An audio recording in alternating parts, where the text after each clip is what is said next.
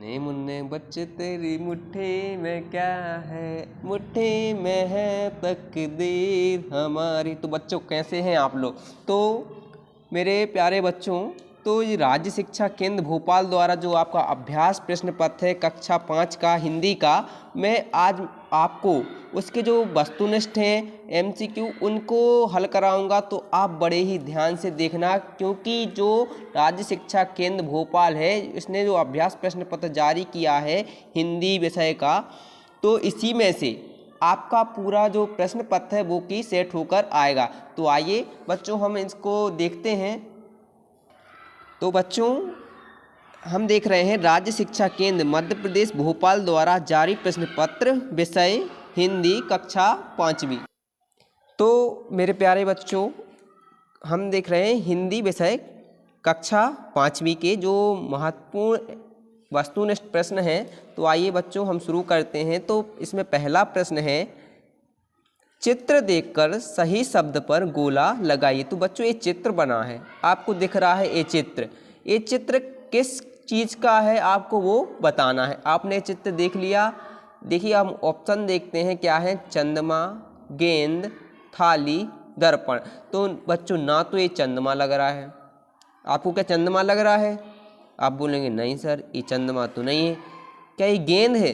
देखिए इसकी आकृति या गेंद के समान है। आप बोले सर ना तो ये गेंद है। अब मैंने कहा ये थाली है क्या? आप बोलेंगे सर ये थाली तो नहीं है इसमें। अब मैंने कहा दर्पण है, आप बोले जी सर ये दर्पण ही है। तो आपको दर्पण पर क्या कर देना है, टिक कर देना। ये दर्पण क्या काम में आता है? अपना चेहरा देखने के काम आता है।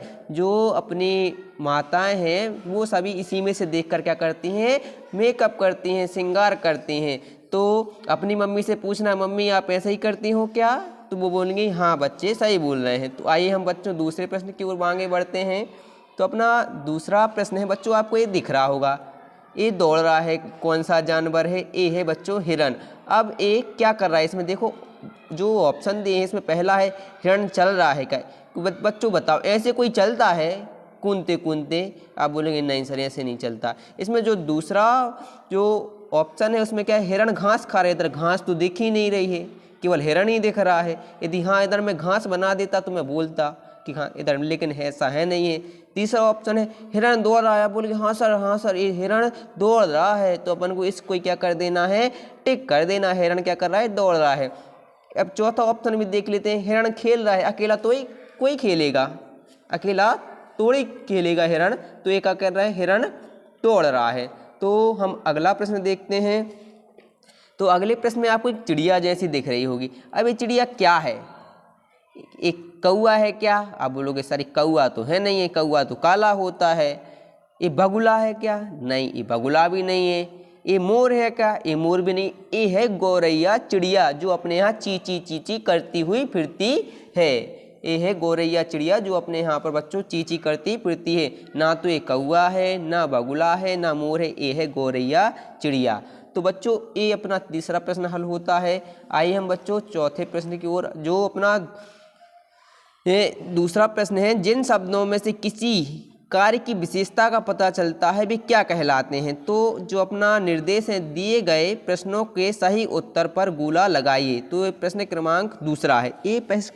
ये अभी जो हमने हल देखे हैं ये प्रश्न क्रमांक पहले के थे, अब हम देख रहे हैं प्रश्न क्रमांक दूसरे के हल। तो पहला है, जिन शब्दों से किसी कार्य की विशेषता का पता चलता है क्या कहलाते हैं? तो बताइए बच्चों, जिन शब्दों से किसी कार्य की विशेषता का हमें क्या चलता है, पता चलता है, वो क्या कहलाते हैं? तो बच्चों क्या कहलाता है? ये कहलाता है क्रिया विशेषण। क्या कहलाता है? क्रिया विशेषण, मतलब काम को बताने वाला, जो क्रिया की क्या बताए, विशेषता बनाए, कार्य की विशेषता बताने वाले शब्दों को हम क्या कहते हैं, क्रिया विशेषण। तो जिनमें कार्य की विशेषता का पता चलता है उन्हें हम कहते हैं क्रिया विशेषण। अगला अपना प्रश्न है, शुद्ध शब्द पर गोला लगाइए। अब शुद्ध शब्द क्या है इसमें देखना, बुद्धिमान, बुद्धिमान, बुद्धिमान या बुद्धुमान। अब इसमें से सही कौन सा है, कौन सा बुद्धिमान इसमें से सही है, आपको वो बताना है। तो बच्चों जो अपना सी नंबर का वो ऑप्शन है, ये है बुद्धिमान। इस प्रकार से लिखा जाता है बच्चों, बुद्धिमान। अगला अपना जो चौथा प्रश्न है इसमें ये है पवन शब्द का पर्यायवाची शब्द लिखिए। तो पवन शब्द का पर्यायवाची शब्द क्या है? वाहन है क्या? बोलोगे नहीं सर। पर्व है क्या? नहीं सर। भवन है क्या? नहीं। हवा, हाँ हवा पवन शब्द का पर्यायवाची शब्द होता है। आइए हम अगले प्रश्न की ओर आगे बढ़ते हैं। बच्चों अपना अगला प्रश्न है दुर्घटना में महेश का बाल भी बांका नहीं हुआ वाक्य में रेखांकित मुहावरे का अर्थ है। तो आपको इस मुहावरे का अर्थ बताना है। दुर्घटना में महेश का बाल भी बांका नहीं हुआ। बाल नहीं टूटना, क्या बाल नहीं टूटा? बाकी ना रहना, दुर्घटना होना, कोई नुकसान ना होना। तो इसका यही रहेगा कि उसको कोई भी नुकसान नहीं हुआ है। अगला है पृथ्वी का स्वर्ग बनाना है वाक्य में रेखांकित शब्द का विलोम है। तो पृथ्वी का क्या बनाना है? स्वर्ग बनाना है वाक्य में रेखांकित शब्द का विलोम मतलब विपरीत बनाना है कि इसका उल्टा क्या है। तो इसका बच्चों उल्टा होता है, तो जो बच्चों इसका उत्तर है वो है आकाश। अगला अपना प्रश्न है भारी वर्षा हो रही है वाक्य में विशेषण शब्द है। अब इसमें विशेषण क्या है? जो विशेषता बताता है। तो इसमें विशेषण है भारी। अगला अपना प्रश्न है बच्चों खेती करने वाला है। कौन है खेती करने वाला? दर्शक खेती करता है क्या? नहीं। बागवान? नो। जवान? नहीं। कृषक, हाँ जो कृषक होता है वो क्या करता है? खेती करता है। अगला अपना प्रश्न है पवन। पवन शब्द का पर्यायवाची शब्द है। पवन का पर्यायवाची क्या है? वाहन, पर्व, भवन, हवा। तो अपन ने अभी पहले ही देखा था। तो पवन का पर्यायवाची है हवा। शुद्ध रूप पर गोला लगाइए। तो अभी हमने पहले ही देख लिया था। इसमें बुद्धिमान का शुद्ध रूप पूछ रहे थे। तो ये है बुद्धिमान। 10वें का ये है बुद्धिमान। बुद्धिमान हम पहले ही देख चुके थे। तो बच्चों ये हमारे 10 प्रश्न हो चुके हैं। आइए हम अगले प्रश्न को आगे बढ़ते हैं।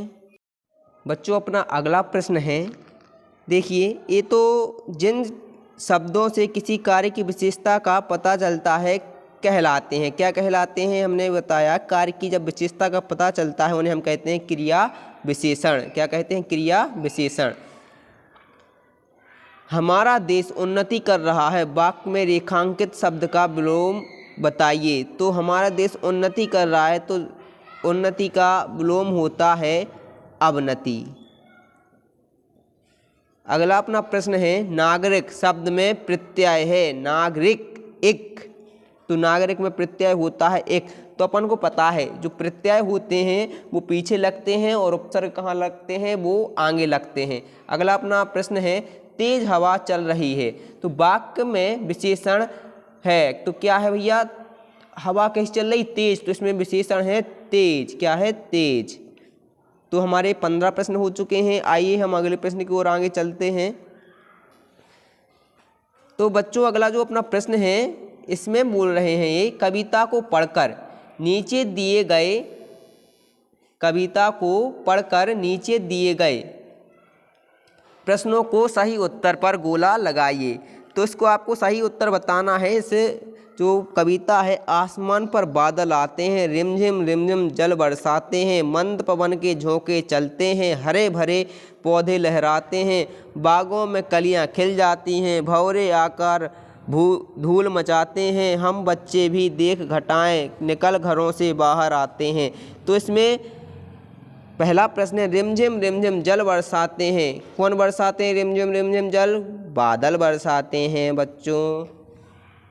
अगला अपना प्रश्न है बच्चों कविता के अनुसार हरे भरे पौधे लहराते हैं। कैसे लहराते हैं? मंद पवन के झोंकों से लहराते हैं। अपन ने इधर कविता पढ़ी है, देखिए बच्चों ये है मंद पवन के झोंकों से हरे भरे पौधे लहराते हैं। तो अगला अपना प्रश्न है भंवरे आकर धूम मचाते हैं। भंवरे आकर क्या करते हैं बच्चों? धूम मचाते हैं। भंवरे आकर धूम मचाते हैं कहाँ? कलियों के खिलने पर।